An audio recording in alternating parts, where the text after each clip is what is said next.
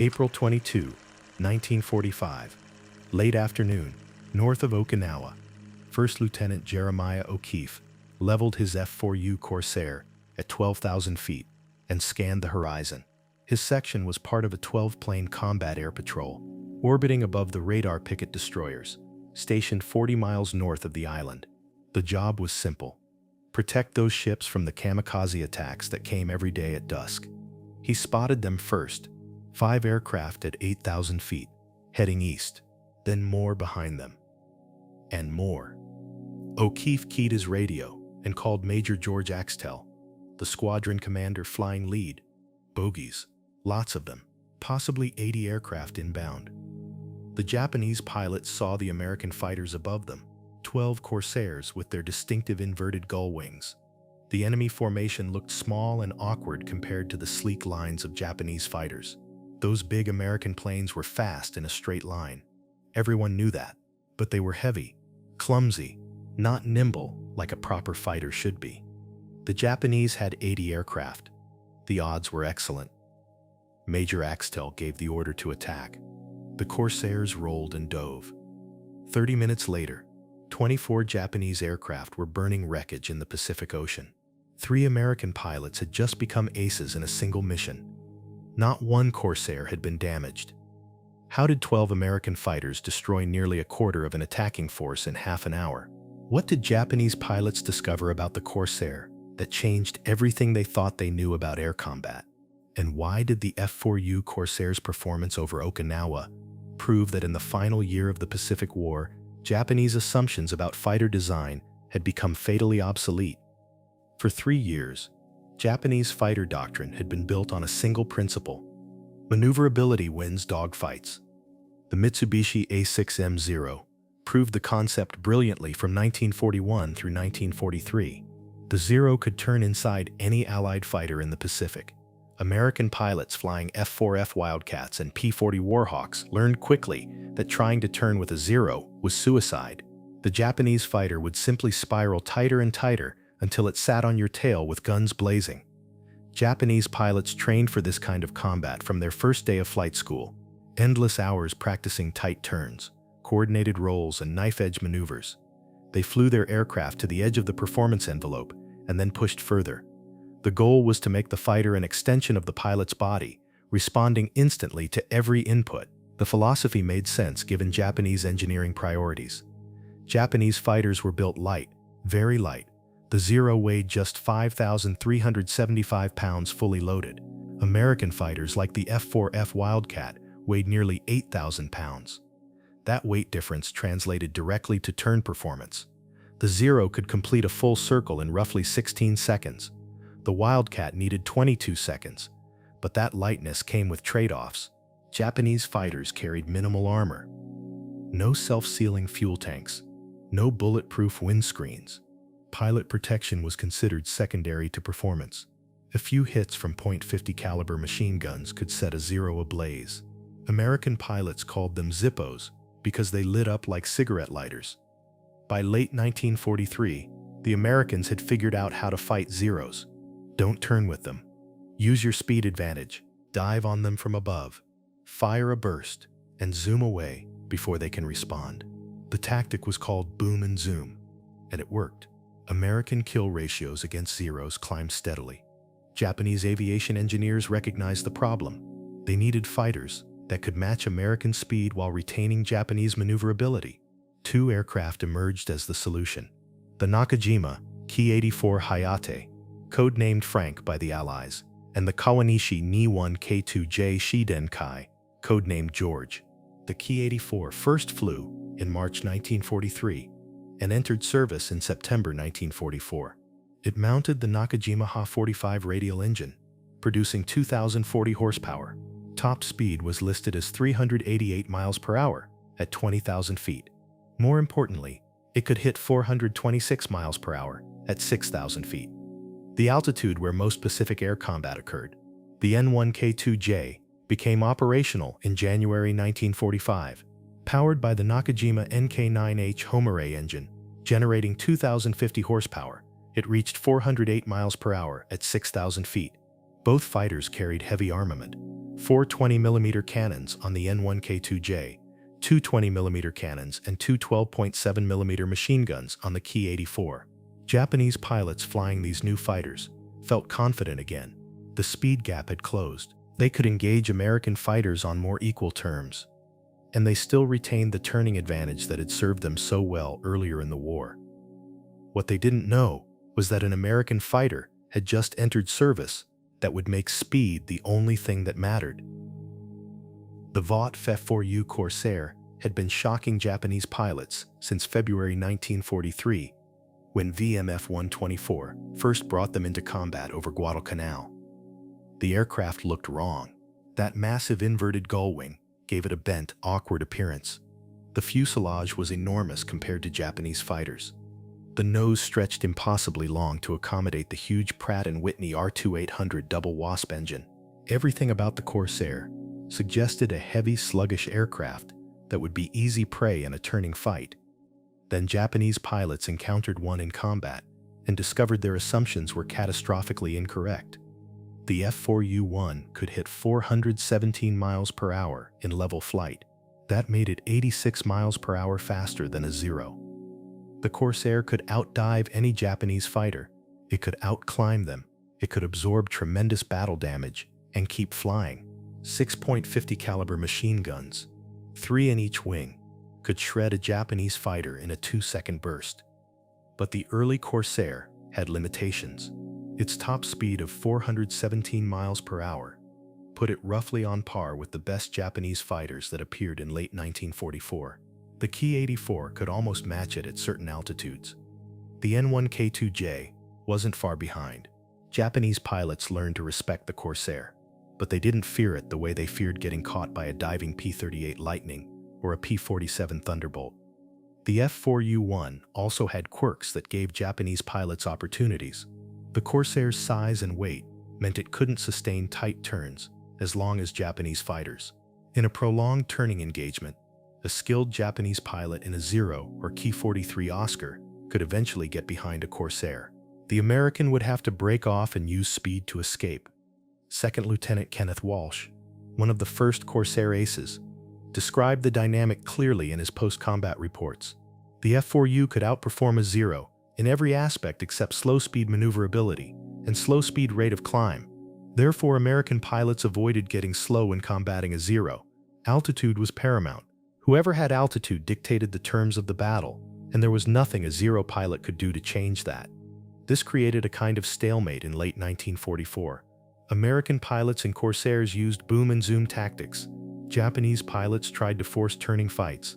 Both sides understood the other's advantages and worked to avoid situations where the enemy held the edge. Japanese intelligence officers studied captured F4U-1s extensively. 2 Corsairs force-landed in Japanese-controlled territory and were recovered intact. Japanese engineers repaired one to flying condition and conducted extensive flight tests. The reports confirmed what pilots already knew. The Corsair was fast and tough, but it wasn't supernatural. It could be outmaneuvered. It could be hit.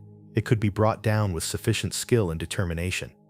The Japanese reports made note of the Corsair's speed advantage, but didn't consider it decisive. Speed mattered, certainly, but dogfighting skill mattered more. A good pilot in a maneuverable aircraft could still win against a faster opponent by forcing angles and denying the speed advantage. That assessment was about to be tested against an aircraft that would make maneuverability almost irrelevant. The Battle of Okinawa began on April 1, 1945. Operation Iceberg was the largest amphibious assault in the Pacific War, involving over 1,300 ships and 182,000 American ground troops. Okinawa sat just 340 miles south of mainland Japan. Capturing it would give the Americans airfields within easy striking distance of the Japanese home islands. B-29 Superfortress bombers could operate from Okinawa with fighter escorts. Invasion fleets could stage there for the final assault on Japan itself. The Japanese understood these stakes perfectly. They committed to a defense that would bleed the Americans so severely that they'd seek a negotiated peace rather than invade the home islands. The strategy centered on kamikaze attacks. The word kamikaze meant divine wind, referring to the typhoons that destroyed Mongol invasion fleets in the 13th century. In 1945, It meant suicide aircraft packed with explosives, piloted by young men who volunteered to die crashing into American ships. The Japanese launched 10 major kamikaze operations during the Okinawa campaign, called kikusui, or floating chrysanthemum attacks. Each kikusui involved hundreds of aircraft. The first came on April 6, 1945, with 355 kamikazes and 341 escort fighters. The attacks continued through June. American losses were staggering. 36 ships were sunk, 368 were damaged. Nearly 5,000 American sailors died in kamikaze attacks, more than the entire Marine Corps lost capturing Iwo Jima. The destroyer escorts and radar picket ships stationed north of Okinawa suffered the worst casualties. These ships provided early warning of incoming raids, but that made them the first targets kamikazes encountered. The Navy developed a defensive system called the Big Blue Blanket, designed by Commander John Thack. Multiple combat air patrols would orbit at various altitudes and distances from the fleet. The goal was to intercept kamikazes as far from the ships as possible and shoot them down before they could dive. Marine Corps F4U Corsairs and Navy F6F Hellcats flew continuous patrols. They orbited over the radar picket ships for hours at a time, sometimes at 20,000 feet, sometimes lower, watching for the formations that appeared every afternoon when weather permitted. The Japanese escort fighters, accompanying the kamikazes, weren't supposed to dogfight. Their mission was to get the suicide aircraft through the American fighter screen. But sometimes combat was unavoidable. When American fighters intercepted a kamikaze formation, the escorts had to engage or watch their charges get slaughtered. This created a unique combat environment. The Japanese needed speed to get kamikazes through quickly. The Americans needed speed to intercept formations before they reached the ships. Maneuverability mattered less than being able to catch or escape an opponent. Into this environment came Marine Fighting Squadron 323, the Death Rattlers, flying the newest variant of the Corsair. The F4U-four had just entered service in January 1945.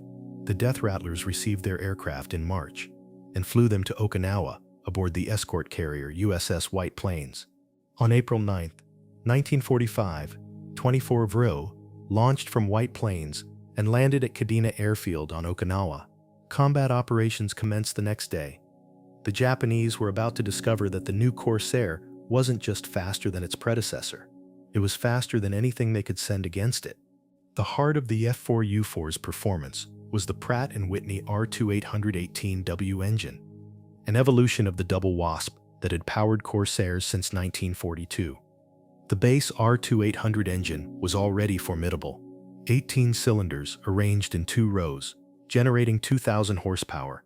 The engine displaced 2,804 cubic inches, roughly 46 liters. It was one of the largest and most powerful aircraft engines in production. But Pratt & Whitney engineers believed they could extract significantly more power without changing the basic architecture. The solution was water alcohol injection, combined with a more efficient supercharger. Water alcohol injection worked by spraying a mixture of water and methanol into the intake manifold during high-power operations. The liquid vaporized, cooling the intake charge and allowing higher manifold pressures without detonation. This let the engine run richer fuel mixtures and higher boost pressures than would otherwise be possible. The R2818W produced 2,100 horsepower under normal military power settings. With water alcohol injection activated, power jumped to 2,450 horsepower. That was 350 additional horsepower available on demand during combat. The system carried enough fluid for about 15 minutes of continuous injection. Pilots reserved it for combat situations where maximum performance was critical, intercepting enemy aircraft, escaping from dangerous situations, or maintaining speed during violent maneuvering. Vought engineers paired the more powerful engine with a 4-blade Hamilton standard propeller instead of the 3-blade unit used on earlier Corsairs. The 4-blade design was more efficient at converting engine power into thrust. It also reduced the propeller's diameter slightly, which lowered the landing gear height requirements and improved ground handling. The F4U-four featured numerous other refinements. The cowling was redesigned to reduce drag. The air intake under the nose was enlarged to feed more air to the engine. The cockpit canopy was raised slightly to improve pilot visibility. The wing root fuel tanks that had caused handling problems on early Corsairs were removed, improving roll rate and reducing fire risk. The result was an aircraft that could sustain 446 miles per hour in level flight at 26,200 feet. At lower altitudes where most combat occurred, the F4U-four was even more impressive. At 8,000 feet, the Corsair could hit 454 miles per hour. At 6,000 feet, 445 miles per hour. These numbers represented a decisive advantage over anything the Japanese could field. The Ki-84 topped out at 426 miles per hour at 6,000 feet. The N1K2J managed only 408 miles per hour at the same altitude, even assuming the Japanese performance figures were accurate and that aircraft were maintained to optimal standards. The Corsair was 20 to 40 miles per hour faster at fighting altitudes. 20 miles per hour doesn't sound like much. In level flight between two aircraft of similar performance, it might not be decisive, but air combat isn't conducted in level flight between aircraft of similar performance. Air combat is a three-dimensional chess game played at 400 miles per hour with guns. The faster aircraft can choose whether to engage or disengage. It can dictate the terms of combat. It can attack from advantageous positions and refuse disadvantageous ones. A 20 mile per hour speed advantage means you control the fight. A 40 mile per hour advantage means your opponent can't escape even if he sees you coming. Japanese pilots were about to learn this lesson in the most brutal way possible. Marine Fighting Squadron 323 had been preparing for this moment since August 1943, when the squadron was commissioned at Marine Corps Air Station Cherry Point, North Carolina. Major George Axtell Jr. commanded the Death Rattlers. He was 23 years old, the youngest squadron commander in the Marine Corps. His youth didn't indicate inexperience. Axtell was a demanding officer who insisted on aggressive tactics and disciplined execution. He'd rebuilt the squadron from scratch in early 1944 after over 30 pilots were transferred out, and he'd molded the new group into a cohesive unit. The squadron spent 9 months training at bases throughout the South Pacific. They flew from Emerau, Espiritu Santo, and Manus, conducting practice intercepts and gunnery exercises. The training was relentless. Axtell wanted every pilot comfortable engaging enemy aircraft from any position at any altitude. On April 9, 1945, the Death Rattlers launched from USS White Plains and flew into Kadena Airfield. The airstrip had been captured just a week earlier. Japanese forces still held the southern third of Okinawa. Artillery shells occasionally landed near the airfield. The squadron set up operations in tents among the wreckage of Japanese aircraft destroyed on the ground. The mission was simple: protect the fleet from kamikaze attacks.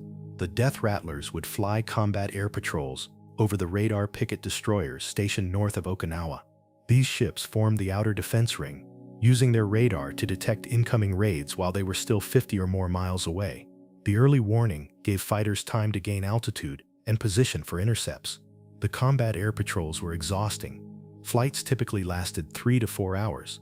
Pilots sat in their cockpits at 20,000 feet or higher, scanning empty sky for the formations that might appear at any moment. The waiting was harder than the fighting, hour after hour of vigilance, knowing that when the enemy finally appeared, the engagement would be violent and decisive. Second Lieutenant Jeremiah O'Keefe flew as Major Axtell's section leader.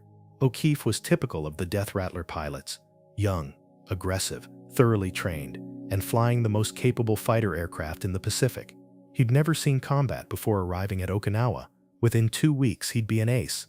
The F4U-four's VMF-three-23 flew were factory-fresh aircraft. The squadron received them in March 1945, giving pilots about a month to familiarize themselves with the new variant before deploying. The differences from the F4U-one were immediately apparent. The four-blade propeller produced less vibration and more thrust. The additional power was noticeable during takeoff. The F4U-four accelerated faster and climbed more aggressively than earlier Corsairs. In level flight, the speed difference was dramatic. Pilots flying F4U-ones alongside F4U-fours found the newer aircraft pulled ahead steadily even at the same throttle settings. The water alcohol injection system required careful management. Pilots couldn't use it continuously without exhausting the supply. The technique was to activate injection when maximum performance was needed, then deactivate it once the immediate threat passed. Learning to judge when injection was necessary versus when normal power sufficed was part of mastering the aircraft. Combat operations commenced on April 10th. The squadron flew its first patrol that afternoon, orbiting over the picket ships without incident. The Japanese launched no major attacks that day. It gave the pilots a chance to acclimate to operating over open ocean, with no visual reference points except the ships below and the horizon in every direction. April 12th brought the Death Rattlers their first contact with enemy aircraft. A formation of Aichi D-3A VAL dive bombers approached the fleet. The Corsairs intercepted and shot down several VALs before the survivors scattered. It was a tentative beginning, the squadron testing its tactics against relatively easy targets. What none of the American pilots fully understood yet was how much their aircraft outclassed the opposition. They'd been trained to respect Japanese fighter capabilities. Years of intelligence reports emphasized Japanese pilot skill and aircraft maneuverability. The assumption was that even with better aircraft, American pilots would face tough, experienced opponents flying proven designs. The reality was quite different. By April 1945, Japan's best pilots were dead. The veterans who'd flown Zeros over China and the Solomon Islands had been killed in 1943 and 1944. The men flying Ki-84s and N-1K-2Js over Okinawa had minimal training and almost no combat experience. They were brave, certainly, but bravery without skill and experience wasn't enough against American pilots flying aircraft that were simply faster than anything the Japanese could produce. The Death Rattlers were about to demonstrate exactly what that speed advantage meant in combat. The Japanese pilots noticed something was different about the Corsairs appearing over Okinawa in mid-April 1945. The Americans had always been fast. That was expected. But these new Corsairs seemed impossibly fast.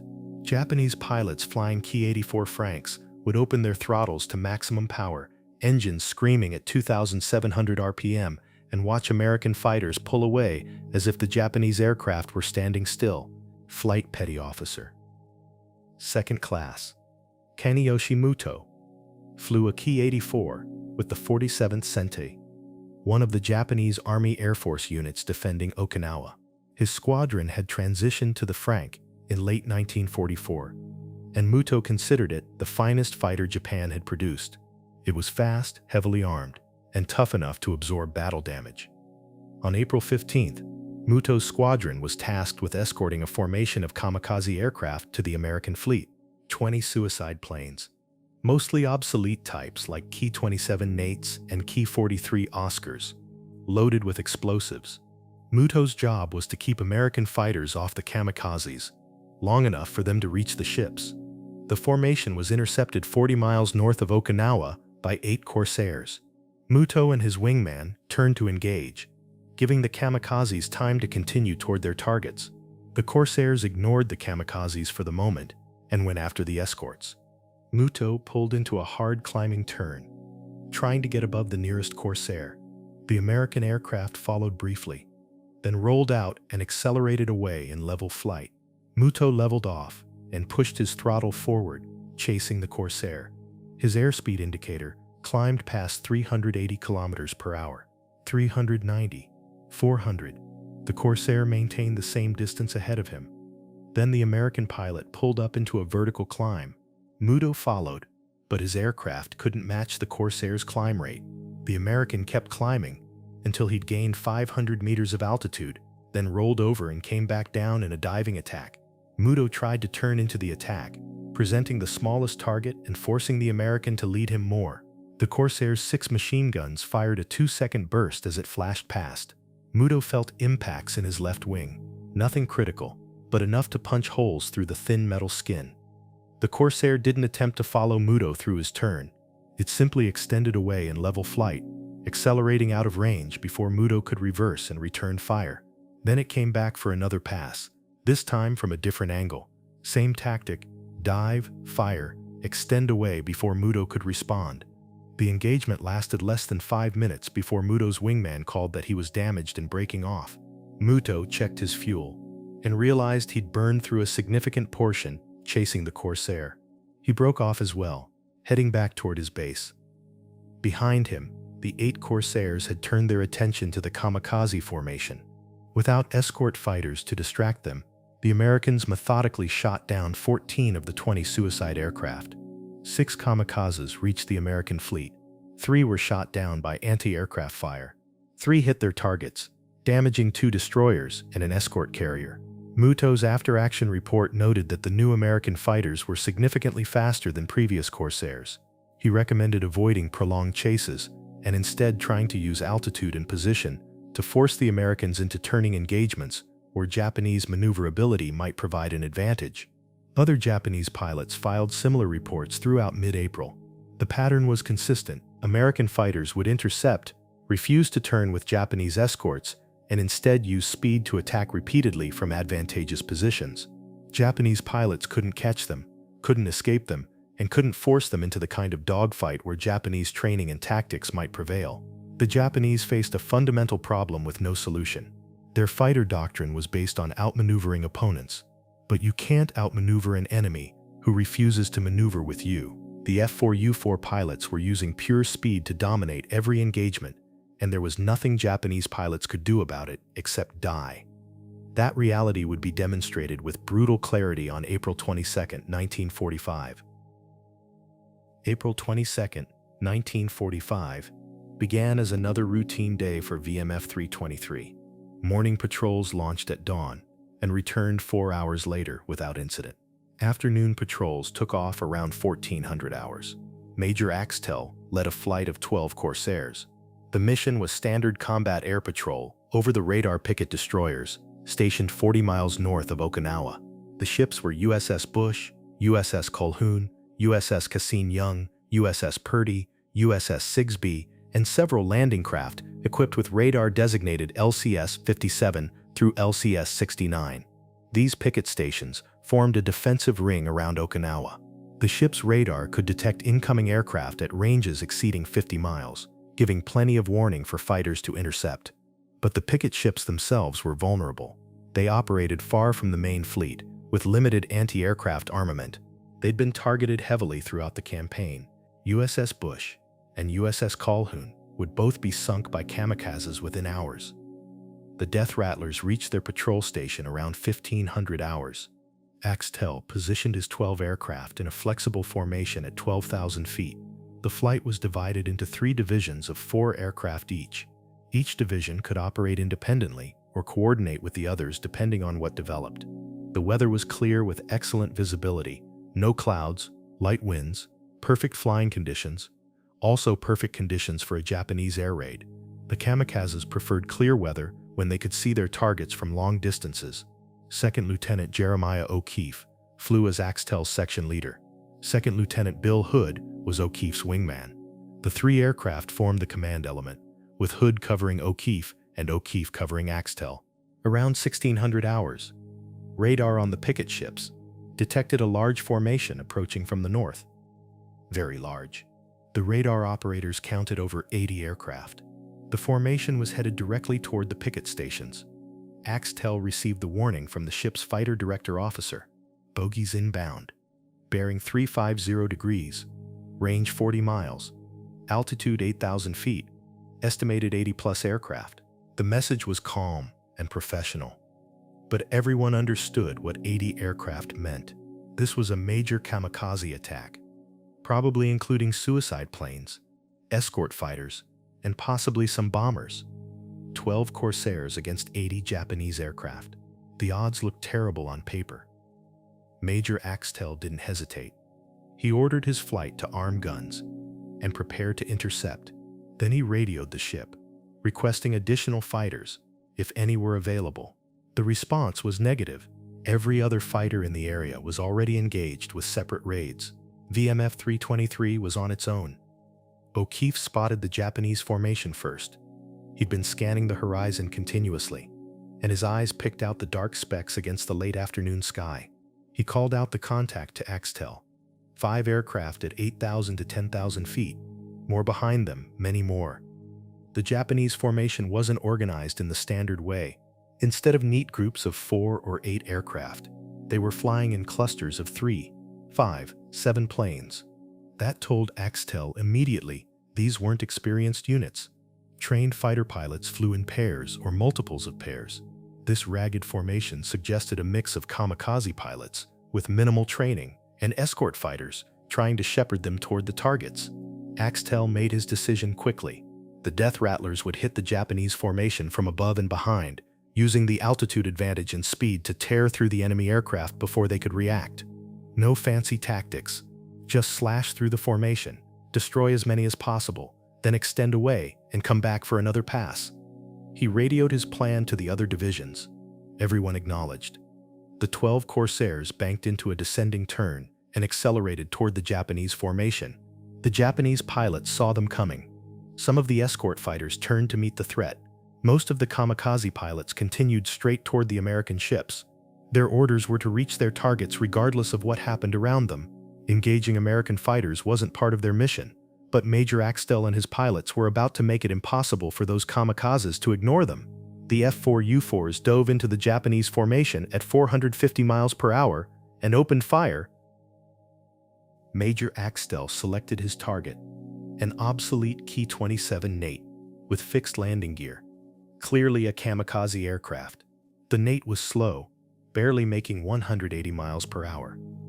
Axtell closed the distance in seconds. He opened fire at 400 yards. 6.50 caliber machine guns converged on the Nate's fuselage. The first round sparked off the engine cowling. Then the concentrated fire stream walked back through the cockpit and into the wing root. The Nate's fuel tank exploded. The aircraft rolled inverted and spun toward the ocean, trailing black smoke and flames. Axtell pulled up and rolled away, looking for his next target. He'd been in the kill zone for less than 2 seconds, long enough to destroy one enemy aircraft and move on. Lieutenant O'Keefe and Lieutenant Hood attacked a pair of Ki-43 Oscars. The Oscars were slightly more capable than Nates, but they were still obsolete fighters pressed into kamikaze service. Both pilots opened fire simultaneously from opposite sides of the formation. One Oscar disintegrated under the combined fire. The second tried to turn away but took hits in the engine and began streaming white coolant smoke. The 12 Corsairs tore through the Japanese formation like a buzzsaw through paper. Every pass resulted in kills or damaged aircraft. The Japanese escort fighters tried to respond, but they couldn't match the Corsairs' speed. By the time a Ki-84 or N1K2J turned to engage, the American who just shot down his wingman was already a mile away, extending out of range. Second Lieutenant Francis Terrell targeted an HE-D-3A Val dive bomber. The Val was a kamikaze loaded with a 250-kilogram bomb. Terrell's first burst hit the Val's right wing, tearing off the aileron. His second burst hit the bomb. The Val exploded in a massive fireball that sent debris tumbling through the sky. The speed advantage was absolute. The Corsairs attacked from any angle they chose, fired, and were gone before the Japanese could respond. When Japanese fighters tried to pursue, the Americans simply accelerated away. When Japanese pilots tried to escape, the Corsairs ran them down. Flight Petty Officer First Class Yoshio Inoue flew one of the N1K2J George escort fighters. He'd been assigned to protect a group of kamikaze aircraft, but the American fighters had scattered the formation within seconds of contact. Inoue tried to engage the nearest Corsair, pulling into a hard turn to bring his guns to bear. The Corsair simply climbed away. Inoue followed, but his N1K2J couldn't match the American aircraft's climb rate. The Corsair gained altitude effortlessly, while Inoue's engine struggled to maintain speed in the climb. When the Corsair reached sufficient altitude, it rolled over and came back down at Inoue from above and behind. Inoue saw the attack coming and reversed his turn, trying to force the Corsair to overshoot. The American didn't take the bait. Instead of following Inoue through the turn, the Corsair pilot fired a burst from maximum range, then extended away in level flight. The burst missed, but it forced Inoue to break off his intended intercept of another American fighter. That was the pattern throughout the engagement. Japanese escort fighters couldn't protect the kamikazes because they were constantly defending themselves. Every time a Japanese pilot turned to engage a Corsair, he lost speed and position. Every time he lost speed and position, another Corsair attacked from a different angle. The Japanese were fighting a defensive battle from the first second of contact. The kamikaze pilots had it worse. Most were flying obsolete aircraft with minimal training. They'd been taught to fly straight and level toward the target, ignore enemy fighters, and crash into American ships. That doctrine worked when the kamikazes had surprise and numbers on their side. It didn't work when 12 Corsairs could intercept the formation 40 miles from the target and shoot down aircraft faster than the formation could absorb losses. After the first pass, the Japanese formation was already in chaos. At least 8 aircraft were down or trailing smoke.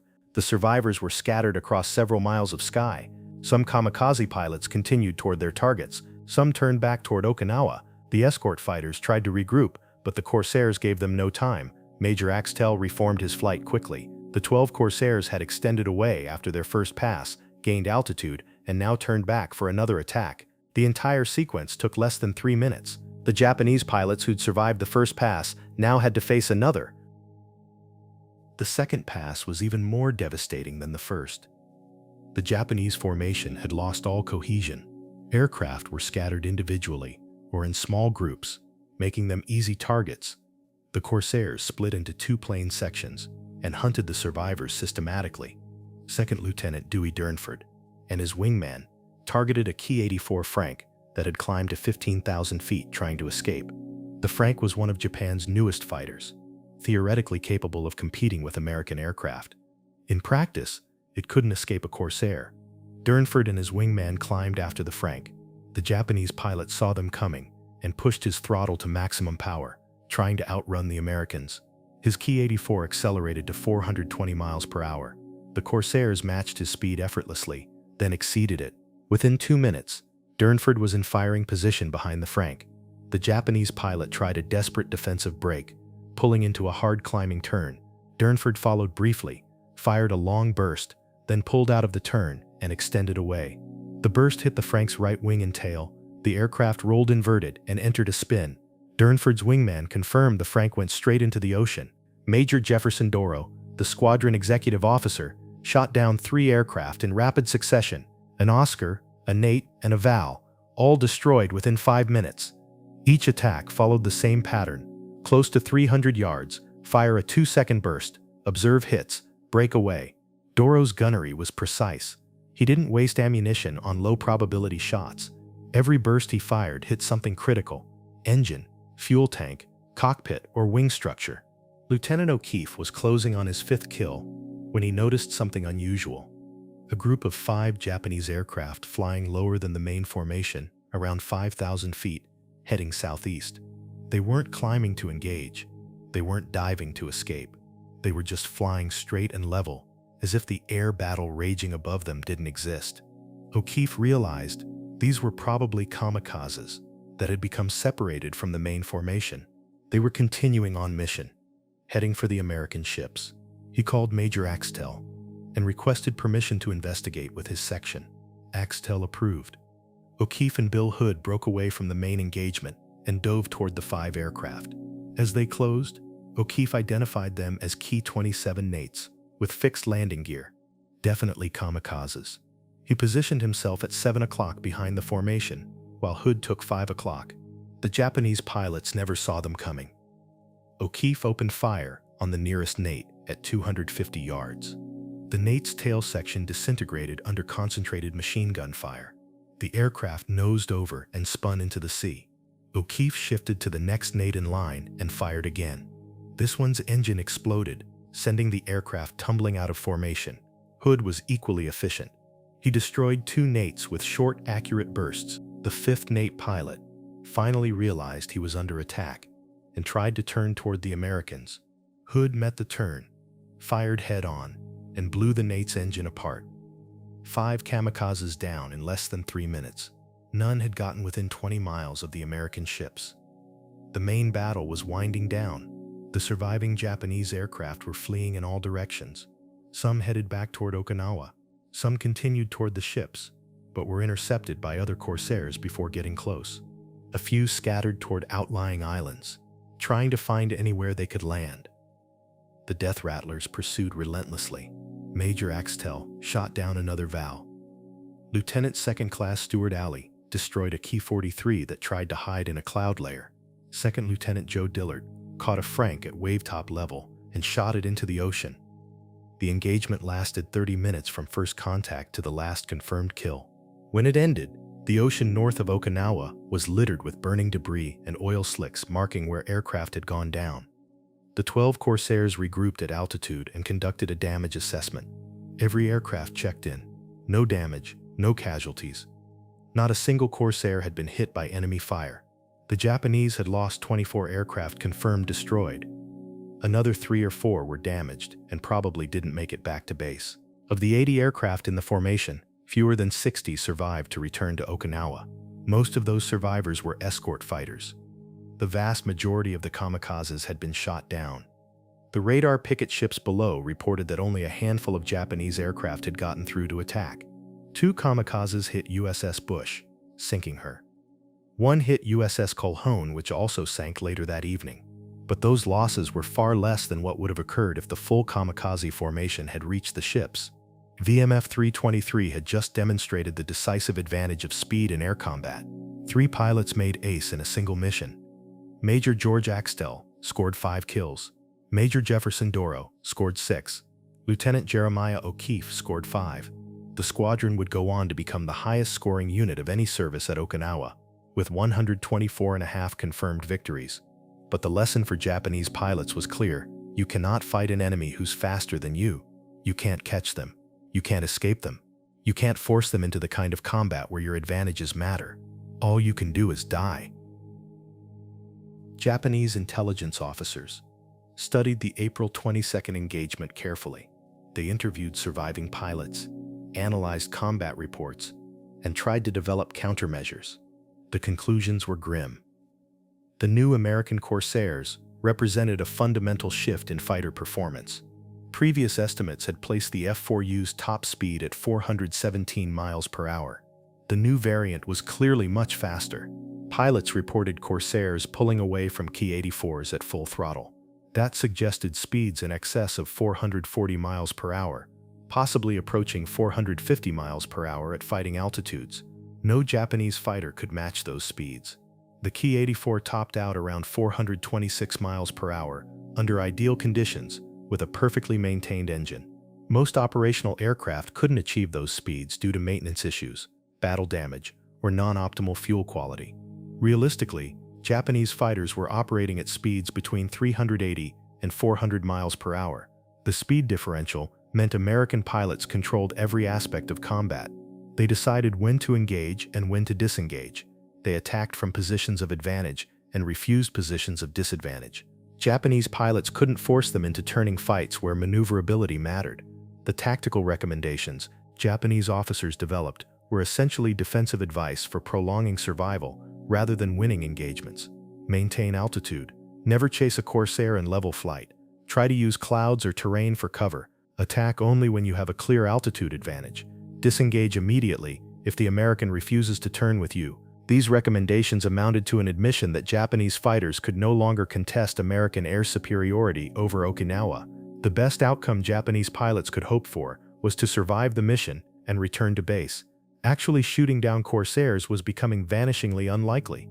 Some Japanese pilots proposed using kamikaze tactics even in fighter versus fighter combat. If you couldn't outfight the Americans, perhaps you could ram them. The suggestion was seriously considered, but ultimately rejected. Fighter pilots were too valuable to waste on suicide attacks.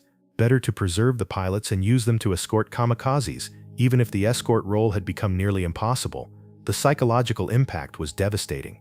Japanese pilots had spent 3 years believing their training and aircraft gave them advantages in dogfighting. They'd adapted to American boom and zoom tactics by trying to force turning engagements. Now even that adaptation was useless. American fighters were so much faster that they could dictate combat terms completely. Flight Petty Officer Muto filed a report after his second encounter with F4U-fours in late April. He described feeling helpless during the engagement. Every maneuver he attempted, every tactic he tried, simply didn't matter. The Corsair was faster in level flight, faster in a climb, faster in a dive. It could accelerate away from any position. It could catch him from any position. There was no angle, no altitude, no speed regime where the Ki-84 held an advantage. Muto's conclusion was stark. Japanese fighter pilots over Okinawa were flying obsolete aircraft against opponents who possessed overwhelming technological superiority. Unless Japan developed faster fighters immediately, the air war was lost. That development would never come. Japan's aviation industry was collapsing under sustained American bombing. Fuel shortages limited training for new pilots. Experienced mechanics and engineers had been drafted into combat units or killed in air raids. Even if Japanese engineers designed a fighter capable of matching the F4U-four's performance, there was no industrial capacity to build it in meaningful numbers. The N1K2J George and Ki-84 Frank represented the peak of Japanese fighter development. They were good aircraft by any reasonable standard. The problem was that the Americans had moved beyond good into a realm of performance that Japanese industry simply couldn't match. Engine technology was the fundamental barrier. American engines like the R2800 produced over 2,000 horsepower reliably. Japanese engines struggled to reach 2,000 horsepower, and reliability was often poor. American metallurgy, manufacturing quality control, and engineering sophistication had created an insurmountable gap. The result was playing out over Okinawa every day. American fighters dominated the sky. Japanese aircraft were shot down at rates that couldn't be sustained. By late April 1945, Japan had essentially lost air superiority over Okinawa and would never regain it. Understanding why the F4U-four's speed advantage was so decisive requires understanding how air combat actually works. Popular conception of dogfighting involves two aircraft turning circles around each other, each trying to get behind the other for a killing shot. That kind of combat did occur occasionally, usually between aircraft of similar performance, but most air combat in World War II was far more asymmetric. The faster aircraft had three critical advantages. First, it could choose whether to engage. If a target looked dangerous, or the tactical situation was unfavorable, the faster aircraft could simply refuse combat and fly away. The slower aircraft couldn't force an engagement. Second, the faster aircraft could attack from positions that made defense nearly impossible. Diving attacks from high altitude, for example, gave the attacker tremendous energy and speed. The defender might see the attack coming, but couldn't escape. By the time the defender turned to meet the threat, the attacker had fired and was already accelerating away. Third, the faster aircraft could make multiple attacks on the same target. Shoot, extend away, climb back to altitude, attack again. The slower aircraft couldn't pursue between attacks and couldn't prevent the attacks from continuing. Eventually, either accumulated damage or ammunition depletion would force the slower aircraft down. The F4U-four's 40-mile-per-hour speed advantage over the Ki-84 meant the Corsair could execute all three advantages perfectly. In level flight, at 6,000 feet, a Corsair doing 445 miles per hour versus a Frank doing 400 miles per hour meant the Corsair gained 45 miles per hour of separation velocity. That's 66 feet per second. In practical terms, if the two aircraft were initially 1,000 feet apart and the Frank tried to chase the Corsair, the separation would increase to 2,000 feet in just 15 seconds. After 30 seconds, the Frank would be over 3,000 feet behind and falling farther back every second. The pilot couldn't close the distance by climbing or diving because the Corsair was also faster in those regimes. This made pursuit pointless. Japanese pilots quickly learned that chasing a Corsair was simply wasting fuel. Better to let the American go and focus on protecting the aircraft you were escorting. But refusing to chase didn't prevent the Corsair from attacking. The American pilot would extend out of range, gain altitude, then come back for another pass. Japanese pilots couldn't pursue, couldn't escape, and couldn't defend effectively against repeated attacks. A Corsair starting at 15,000 feet and diving on a Japanese formation at 8,000 feet would build speed rapidly. By the time the Corsair reached the target altitude, it might be doing 500 miles per hour or more. That closing speed made deflection shots extremely difficult for the defenders. The Corsair pilot would fire a burst, then use the energy from the dive to zoom climb back to altitude. The zoom climb took advantage of the aircraft's momentum to gain height without losing much speed. By the time the Corsair reached 12,000 or 13,000 feet, it had enough speed remaining to level off and prepare for another attack. Japanese pilots in Ki-84s or N1K2Js couldn't duplicate this maneuver. Their lower top speeds meant they had less energy to convert into altitude during zoom climbs. A Frank diving from 15,000 feet and attacking at 8,000 feet would gain speed, but not as much as a Corsair. When the Frank pilot tried to zoom climb back to altitude, he'd run out of energy at 10 or 11,000 feet, not high enough to safely attack again. The result was that Corsair pilots could attack repeatedly with relative safety, while Japanese pilots could only attack once before needing to regain altitude the slow way, by climbing at reduced speed and exposing themselves to attack. These mechanical realities made combat outcomes almost predictable. In a dogfight between equally skilled pilots, the one in the faster aircraft would win unless he made significant mistakes. The faster aircraft could always disengage if the fight turned unfavorable, while the slower aircraft was committed once combat began. Over Okinawa, American pilots in F4U-fours were neither making mistakes nor fighting equals. They were veterans with thousands of hours of flight time, flying aircraft that were 40 miles per hour faster than anything Japan could field. The combat mathematics were brutally simple. Japanese pilots died, Corsair pilots survived and shot down more Japanese pilots. The speed advantage didn't just affect fighter versus fighter combat. It made escorting kamikazes nearly impossible. A kamikaze mission required several elements to succeed. The suicide aircraft needed to reach the target area. Escort fighters needed to keep American interceptors off the kamikazes long enough for them to find targets. The formation needed to stay together so escorts could protect multiple kamikazes simultaneously.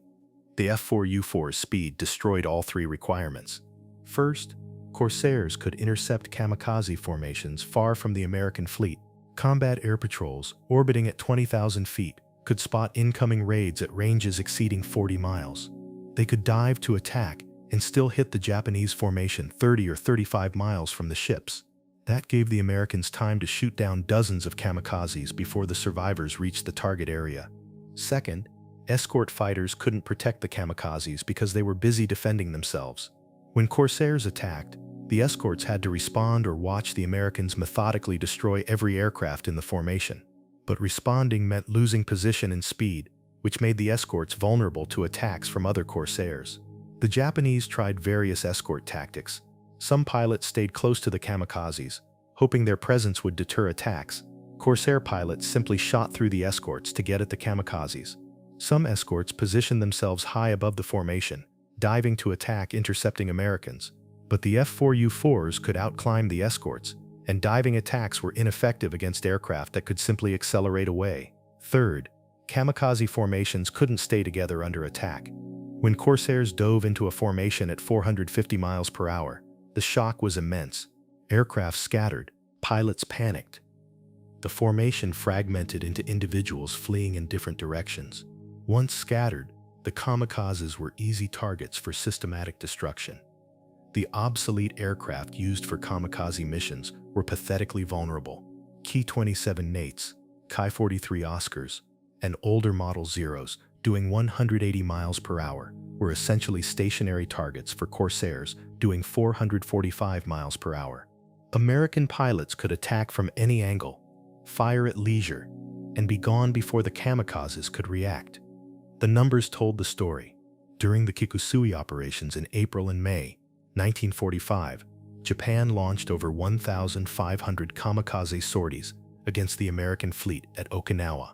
Approximately 900 of those aircraft were shot down before reaching their targets. Most were destroyed by fighters. The F4U Corsairs and F6F Hellcats of the combat air patrols accounted for the majority of the kills. The survival rate for kamikaze pilots dropped below 40%. That might seem acceptable for suicide missions, but the problem was that most kamikazes were dying without accomplishing their mission. They were being shot down over open ocean, nowhere near American ships. Their deaths achieved nothing except adding to the casualty lists. Japanese commanders recognized the problem, but had no solution. The only way to get kamikazes through the fighter screen was to overwhelm it with numbers. Send 200 aircraft and hope 50 get through. Send 300 and hope 75 get through. But Japan didn't have 300 aircraft to spare for every mission. Aviation resources were finite and diminishing daily. Some kamikaze missions were launched at night, hoping darkness would provide concealment. American night fighters equipped with radar shot down dozens of these aircraft. Other missions tried to use bad weather as cover. The Americans flew in bad weather and shot down kamikazes in storms and rain. By June 1945, kamikaze missions had become futile gestures. Young pilots climbed into obsolete aircraft, knowing they'd probably be shot down before reaching the target. The few who got through would face intense anti-aircraft fire from the ships. The odds of a successful hit were perhaps 5%. The odds of survival were 0. The psychological toll on kamikaze pilots and their escorts was immense. Many of the suicide pilots were teenagers with minimal training. They'd been told their deaths would turn the tide of the war. Instead, they were being slaughtered over open ocean by American fighters they never saw coming. The escort pilots had it worse in some ways. They watched the kamikazes die and couldn't protect them. They flew mission after mission, knowing their presence made no difference. The Americans were simply too fast, too well organized, and flying aircraft the Japanese couldn't match. VMF-3-23's success on April 22nd was replicated by other Marine and Navy squadrons throughout the campaign. VMF-312, VMF-314, VMF-441, and numerous Navy squadrons flying F4U-4s achieved similar results. The Death Rattlers were exceptional, but they weren't unique. Every squadron flying the F4U-4 over Okinawa was shooting down Japanese aircraft at ratios that would have been considered impossible 2 years earlier. The reason was simple. The F4U-4 was 40 miles per hour faster than the best fighters Japan could produce, and that speed advantage was absolutely decisive. VMF-3-23 flew combat operations over Okinawa from April 9th to August 15th, 1945. During those 4 months, the Death Rattlers compiled a combat record that remains one of the most impressive in Marine Corps aviation history. 124.5 confirmed aerial victories. 0 losses to enemy aircraft. The squadron's aircraft were damaged by ground fire occasionally, and operational accidents claimed some aircraft, but not a single F4U-4 from VMF-3-23 was shot down by a Japanese fighter. The squadron produced 12 aces during the Okinawa campaign. That was the most aces of any Marine squadron in a single combat tour. Major George Axtell finished with 6 kills. Major Jefferson Doro had 6. Lieutenant Jeremiah O'Keefe scored 7. Lieutenant John Russom got 7. Lieutenant Robert Wade tallied 7. These were the top scorers, but every pilot in the squadron had multiple victories. The squadron's success wasn't just about having better aircraft. Training and tactics mattered. Squadron cohesion mattered. Leadership mattered. But the fundamental advantage was speed. The F4U-4 gave Death Rattler pilots the ability to control every engagement. They attacked when they wanted, broke off when they wanted, and Japanese pilots couldn't prevent either action. Other squadrons flying F4U-4s achieved similar results. VMF-312, also flying from Kadena, shot down over 90 Japanese aircraft during the same period. VMF-314 racked up 80-plus victories. Navy squadrons operating F4U-4s from carriers compiled kill ratios exceeding 10-to-1. The overall statistics for F4U Corsairs during World War II were remarkable. F4U and FG variants flew 64,051 operational sorties for the U.S. Marines and U.S. Navy. They claimed 2,140 air combat victories against 189 losses to enemy aircraft. That's an 11-to-1 kill ratio, second only to the F-6F Hellcat's 19-to-1 ratio. Against specific Japanese aircraft types, the Corsair's dominance was even more pronounced. Versus the A6M0, the Corsair achieved a 12-to-1 kill ratio. Versus the Nakajima Ki-84 Frank, the ratio was 6-to-1. The Frank was Japan's best fighter, and it was still being shot down 6 times as often as it shot down Corsairs. These numbers reflected the reality of the speed advantage. Japanese fighters could occasionally shoot down Corsairs through ambush, lucky shots, or pilot error. But in sustained combat, where both sides were aware of each other, the faster aircraft won almost every time. The psychological impact on Japanese pilots cannot be overstated. They were flying missions knowing they were outclassed. Some pilots expressed relief when American fighters didn't appear during their missions. Encountering Corsairs or Hellcats meant high probability of death and low probability of accomplishing anything useful. Japanese pilot training had deteriorated dramatically by 1945. Fuel shortages limited flight hours. Experienced instructors were dead or flying combat missions. New pilots arrived at operational squadrons with perhaps 40 hours of total flight time. American pilots had 200 to 300 hours before entering combat. This training disparity compounded the equipment disadvantage. Even if Japanese pilots had been flying aircraft equal to the F4U-4, they'd still have lost due to inferior training. But they weren't flying equal aircraft. They were flying slower, less capable fighters while being significantly less trained than their opponents. The result was slaughter. Japanese aviation losses over Okinawa were catastrophic. The Japanese lost approximately 7,700 aircraft during the campaign, according to American estimates. Japanese records suggest the number was closer to 5,000. Either way, it represented an unsustainable loss rate. By August 1945, Japan had effectively lost its air force. The remaining aircraft were held back for homeland defense against the expected American invasion. Pilot quality had degraded to the point where many couldn't land safely, even if they survived their first combat mission. The once formidable Japanese naval and army air forces had been destroyed. The F4U-four Corsair and fighters like it were major contributors to that destruction. The speed advantage turned what should have been competitive aerial combat into systematic execution of Japanese pilots who couldn't compete. The performance gap between Japanese fighters and the F4U-four wasn't just about design philosophy. It reflected fundamental differences in industrial capacity, engineering sophistication, and resource availability. American aircraft engines were simply better. The Pratt & Whitney R2800 was a masterpiece of engineering. 18 cylinders, each machined to tolerances measured in thousandths of an inch. The supercharger system used high-grade aluminum alloys. The fuel injection system featured precision components that Japanese factories couldn't duplicate. The entire engine was designed for high power output and reliability. Japanese engines struggled to match American performance. The Nakajima Ha-45 that powered the Ki-84 was a good engine by Japanese standards, but it produced 2,040 horsepower compared to the R2800's 2,450 horsepower with water injection. That 410 horsepower deficit translated directly to lower speed and inferior climb rate.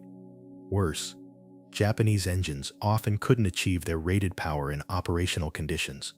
Manufacturing quality control problems meant engines varied significantly in performance. Maintenance issues reduced power output. Fuel quality was inconsistent, sometimes containing impurities that damaged engines or reduced power. American engines, by contrast, were manufactured to exacting standards with consistent quality. Pratt & Whitney built engines on production lines where every component was inspected and measured. Engines that didn't meet specifications were rejected. The result was consistent, reliable power output across thousands of engines. Metallurgy was another critical factor. American aluminum alloys were stronger and lighter than Japanese equivalents. American steel alloys could withstand higher stresses. This allowed American engineers to build aircraft structures that were lighter for a given strength or stronger for a given weight. Japanese engineers working with inferior materials had to accept either heavier structures or weaker ones. The F4U-four's airframe incorporated numerous refinements that reduced drag and increased efficiency. The cowling was shaped to minimize turbulence. The wing fuselage junction was carefully faired. The landing gear retracted into sealed wheel wells. Every surface was designed to slip through the air with minimum resistance. Japanese aircraft design, while sophisticated, couldn't match this level of refinement. Manufacturing limitations meant tolerances were looser. Surface finishes were rougher. Small gaps and misalignments that would be rejected on an American assembly line were accepted on Japanese aircraft because fixing them would slow production unacceptably. Fuel quality also mattered. American aviation gasoline in 1945 was typically 100 octane or higher. The 130 octane fuel used by the F4U-four allowed higher manifold pressures without detonation. Japanese aviation fuel was often lower octane, particularly late in the war when refineries had been bombed and imports were cut off by submarine warfare. Lower octane fuel meant Japanese engines had to run at reduced power settings to avoid damaging detonation. The cumulative effect of all these factors was an insurmountable performance gap. Even if Japanese engineers had designed a fighter with the same basic specifications as the F4U-four, Japanese industry couldn't have built it to those specifications consistently. And even if they'd built a few examples that matched Corsair performance, they couldn't have produced them in the quantities needed to affect the war's outcome. America built 12,571 Corsairs during World War II. Vought, Goodyear, and Brewster all built Corsairs on assembly lines that produced hundreds of aircraft per month.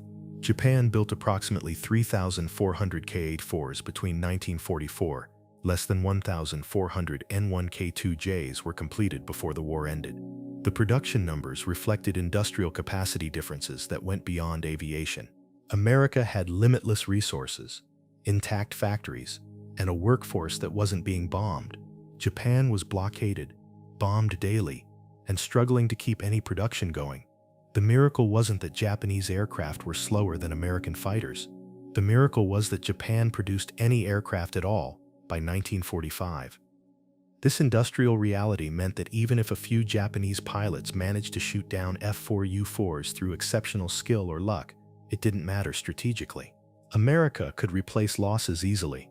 Japan couldn't. Every Japanese pilot killed was irreplaceable. Every Japanese aircraft destroyed was gone forever. The mathematics of attrition were brutal. American aviation strength over Okinawa increased throughout the campaign. Japanese aviation strength declined towards zero. By June 1945, some kamikaze missions were launched with obsolete trainers because no combat aircraft remained available. The F4U-four's speed advantage was decisive on a tactical level, winning individual engagements, but the industrial advantage was decisive on a strategic level, ensuring America would win the air war regardless of how well Japan's pilots fought. The lessons learned over Okinawa applied across the entire Pacific theater in the final months of the war. American carrier task forces struck Japan itself in July and August 1945, launching raids against airfields, factories, and naval bases. F4U-fours and F6 F5s provided fighter cover for the strikes and engaged remaining Japanese fighters. The results mirrored Okinawa. American fighters dominated completely. Japanese defenders were shot down in disproportionate numbers. On July 17, 1945, aircraft from Task Force 38 attacked the Yokosuka Naval Arsenal near Tokyo. F4U-fours from multiple squadrons engaged defending N1K2Js and Ki-84s. The Japanese fought aggressively, trying to prevent the Americans from hitting the arsenal. They failed completely. The Corsairs and Hellcats shot down over 50 Japanese fighters while losing 2 aircraft. The bombers destroyed most of the arsenal, including a partially completed battleship. British Pacific Fleet carriers operating alongside American forces also flew Corsairs. The Fleet Air Arm had adopted the F4U in 1944 and operated them from carriers throughout 1945. British Corsairs participated in strikes against Japan and achieved similar results to their American counterparts. The speed advantage worked regardless of whose national markings were on the aircraft. The psychological effect on Japanese military leadership was profound. By July 1945, Japanese generals and admirals understood they'd lost air superiority permanently. No amount of courage or skill from their pilots could overcome the technological gap. Some officers argued for continuing resistance regardless. Others quietly acknowledged that continuing the war would simply mean watching more young men die in obsolete aircraft. The atomic bombs dropped on Hiroshima and Nagasaki in early August made the final decision for Japan. But even without those weapons, the air war was over. Japan had no capacity to contest American control of the skies. The kamikaze operations that had terrorized American sailors at Okinawa had been defeated by fighters like the F4U-four. Future operations against Japan would face even less opposition because Japanese aviation had been systematically destroyed. The Corsair's service didn't end with World War II. F4U-fours and later variants flew in the Korean War, where they proved equally dominant. Marine and Navy Corsairs flew close air support missions, attacking Chinese and North Korean ground forces with rockets, bombs, and napalm. They also engaged enemy aircraft when the opportunity arose. On September 10, 1952, Marine Captain Jesse Folmar, flying an F4U-four, shot down a Soviet-built MiG-15 jet fighter. This was a remarkable achievement. The MiG-15 was one of the most advanced jet fighters of the early 1950s, capable of nearly 700 miles per hour. Folmar caught the MiG at low altitude where it had less speed advantage and destroyed it with a well-aimed burst from his 6.50 caliber machine guns. That engagement demonstrated the Corsair's enduring capability. Even against jets, the F4U-four remained dangerous in the hands of a skilled pilot. The speed that had dominated Japanese fighters over Okinawa made the Corsair competitive even in the jet age, at least for a few more years. The final Corsair rolled off the production line in 1952, making it the longest produced American fighter of World War II. Total production exceeded 12,500 aircraft. The F4U served with 10 countries' air forces. It fought in World War II, Korea, the Suez Crisis, the football war between Honduras and El Salvador, and various colonial conflicts. The last combat sortie flown by a Corsair was in 1969. That longevity reflected the fundamental soundness of the design. The Corsair was fast, tough, and capable. It carried heavy armament and substantial ordnance loads. Pilots loved it, once they mastered its quirks. The F4U-four represented the peak of piston engine fighter development, an aircraft that couldn't be significantly improved without adopting jet propulsion.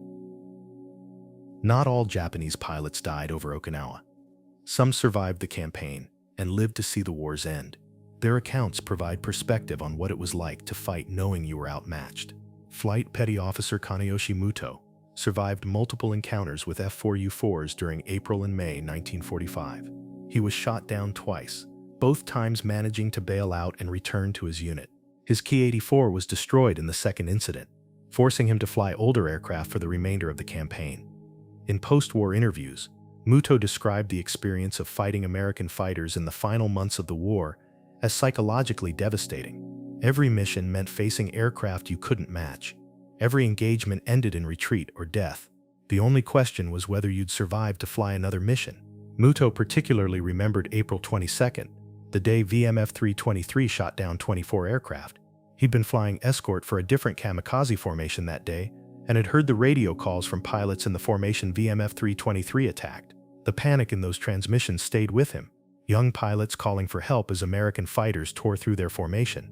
The transmissions abruptly cutting off as aircraft exploded or crashed into the ocean. Another survivor, Warrant Officer Setamu Komachi, flew N1K2J George fighters with the 343rd Naval Air Group. Komachi was an experienced pilot, one of the few veterans still alive in 1945. He'd flown Zeros earlier in the war and transitioned to the George in late 1944. Komachi respected the N1K2J. It was heavily armed, reasonably fast, and tough, but he knew it wasn't competitive with the latest American fighters. The George could match older Corsairs and Hellcats in combat, but not the F4U-fours that began appearing over Okinawa in April. He described an engagement in early May where his four-plane division intercepted 8 Corsairs attacking Japanese positions on Okinawa. The Corsairs saw the N1K2Js and immediately climbed away. Komachi's division followed, but couldn't catch them. The Corsairs reached 18,000 feet, turned around, and came back down in diving attacks. Komachi's division scattered. Each pilot tried to defend individually, rather than maintain formation. The Corsairs made multiple passes, shooting down 2 of the N1K2Js. Komachi and 1 other pilot escaped by diving to wave-top level and flying at maximum speed back toward their airfield. The Corsairs didn't pursue. They'd achieved their objective and had no reason to risk low-altitude combat where they might be hit by ground fire. Komachi survived the war and later became an instructor for the post-war Japanese Air Self-Defense Force. He frequently used the Okinawa campaign as a case study in what happens when one side has decisive technological superiority. No amount of training, courage, or tactical skill could overcome flying an aircraft that was 40 miles per hour slower than the opposition. Some Japanese pilots who survived never spoke about their experiences. The psychological trauma of watching friends die, mission after mission, unable to protect them, or even protect yourself, was too much. They came home, tried to forget, and refused to discuss the war for the rest of their lives. Others, like Muto and Komachi, eventually shared their stories with historians. They wanted people to understand what the final months of the war were like for Japanese aviators. It wasn't glorious.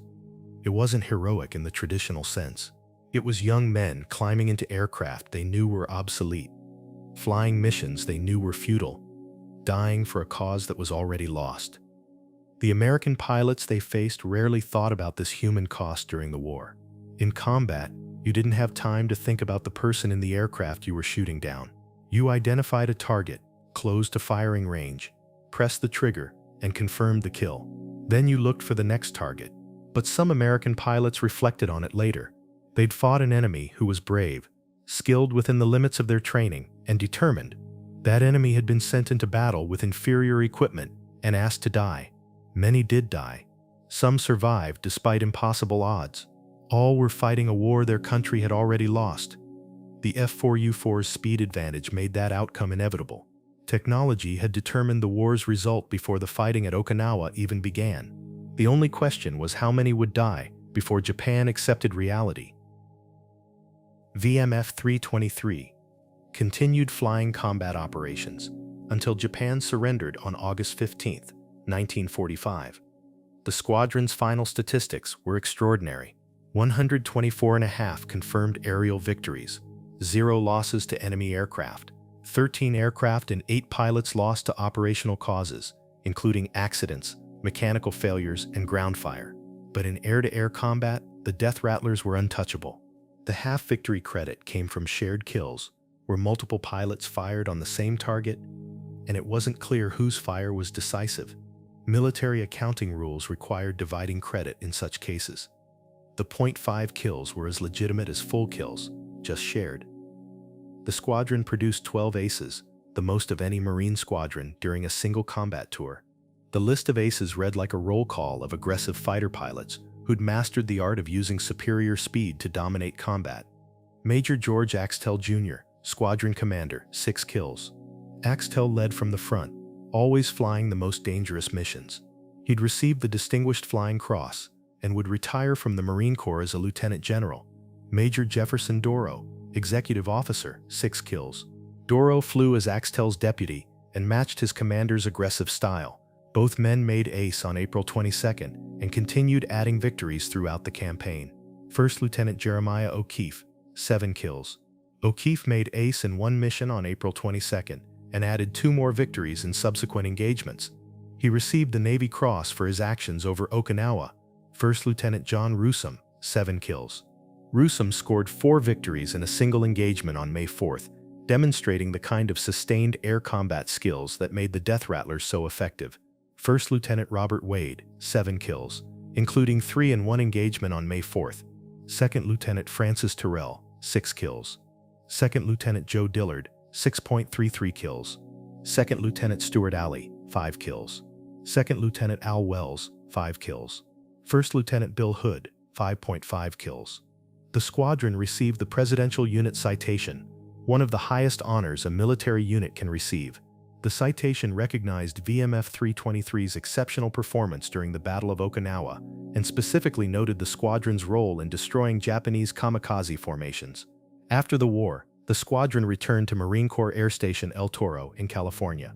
Many pilots mustered out of service and returned to civilian life. Some, like George Axtell, made the Marine Corps their career. The squadron itself continued serving, eventually transitioning through various aircraft including F-9F Panthers, F-4 Phantoms, and FA-18 Hornets. Today, VMF-three-twenty-three still flies from Marine Corps Air Station Miramar, California, operating FA-18 Super Hornets. The squadron's lineage traces directly back to those 4 months over Okinawa when 12 F4U-four Corsairs shot down over 120 Japanese aircraft without suffering a single loss to enemy fighters. The Death Rattlers' success wasn't unique to VMF-three-twenty-three. Other squadrons flying F4U-fours achieved similar results. But VMF-three-twenty-three exemplified how decisively speed advantage could translate to combat dominance. Every tactical principle, every training exercise, every combat doctrine pointed to the same conclusion: the faster aircraft controlled the fight. Japanese pilots who initially laughed at the Corsair's ungainly appearance learned that lesson the hard way. The bent wings and long nose that looked so awkward on the ground made perfect sense at 446 miles per hour. The size and weight that suggested clumsiness translated to power and momentum in combat. The F4U-four didn't look like a Japanese fighter. It didn't turn like a Japanese fighter. It didn't prioritize maneuverability over other characteristics, and that was precisely why it dominated. American engineers had built a fighter optimized for speed, firepower, and survivability. Those priorities won.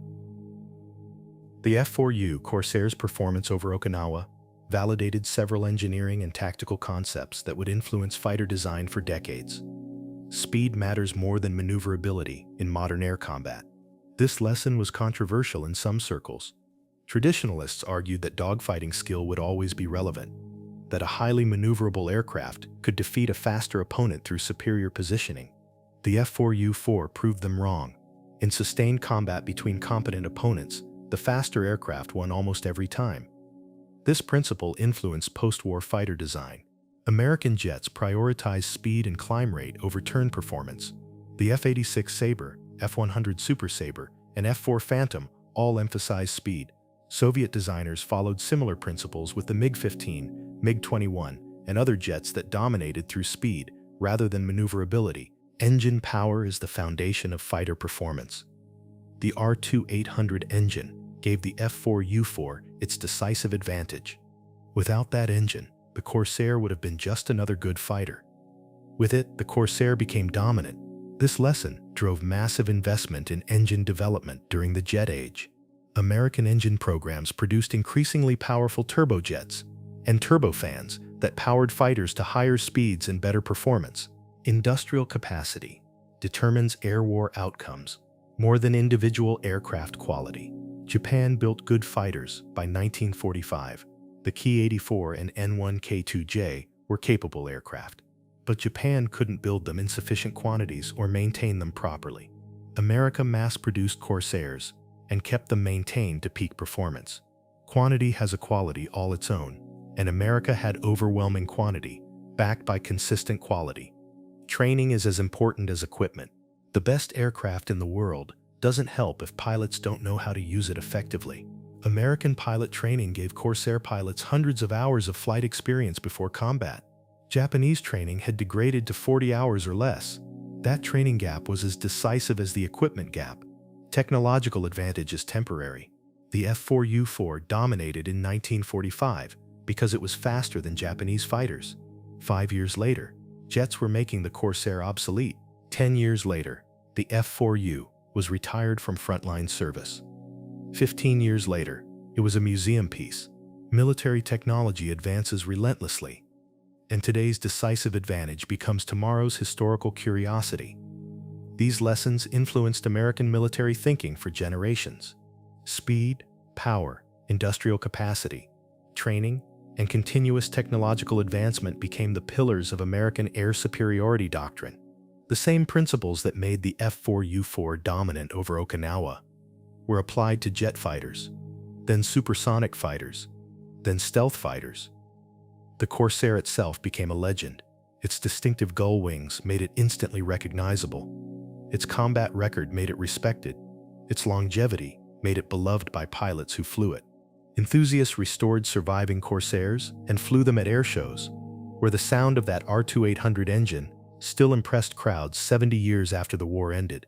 Museums worldwide display Corsairs, preserving them as examples of World War II fighter design. The aircraft on display are typically earlier variants rather than F4U-fours, simply because the -4 was built in smaller numbers. But every Corsair represents the same design philosophy: build it tough, make it fast, arm it heavily, and let skilled pilots use that combination to dominate combat. The Japanese pilots who faced Corsairs over Okinawa would have agreed with that assessment. They experienced firsthand what happened when inferior speed met superior speed in sustained combat. Their initial laughter at the Corsair's appearance turned to shock when they discovered it could hit 446 miles per hour. That shock turned to despair when they realized they couldn't escape, couldn't catch, and couldn't compete with an aircraft that was simply faster than anything they could fly. Speed won. The F4U-four Corsair proved it decisively in the skies over Okinawa in the final months of World War II.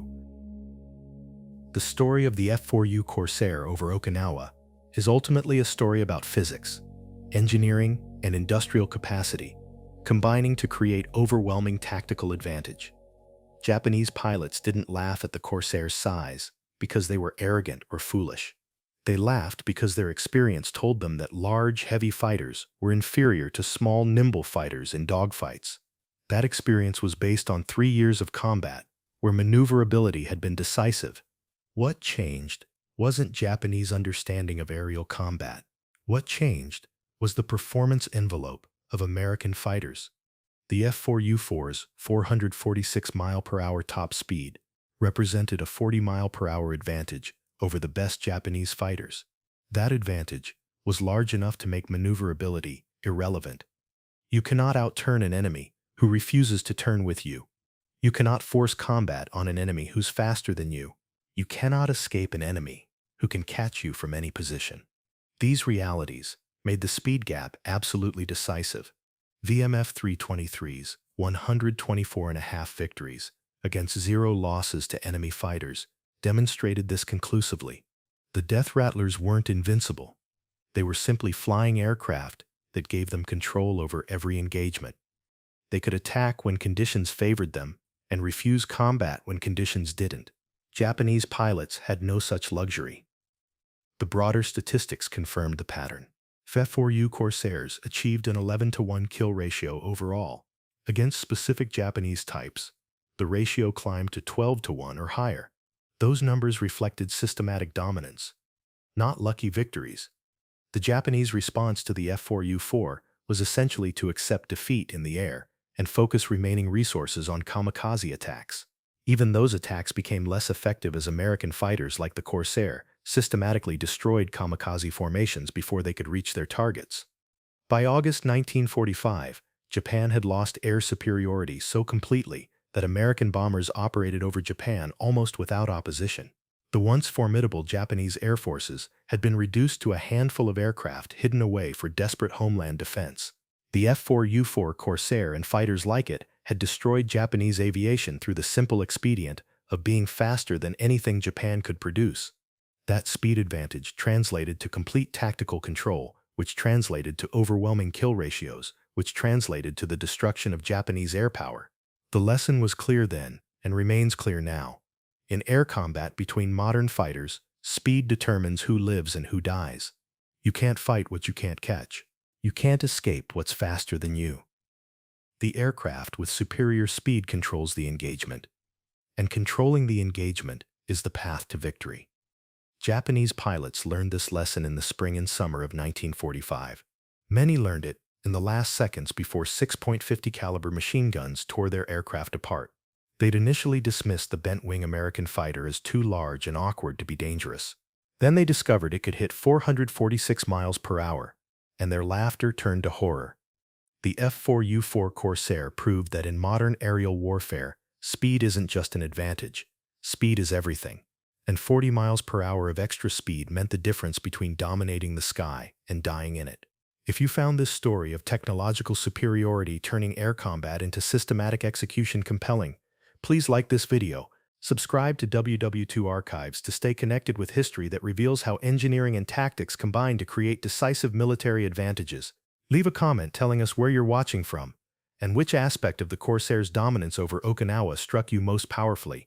Thank you for watching, and for understanding that sometimes wars are won not by courage or skill alone, but by building machines that opponents simply cannot match.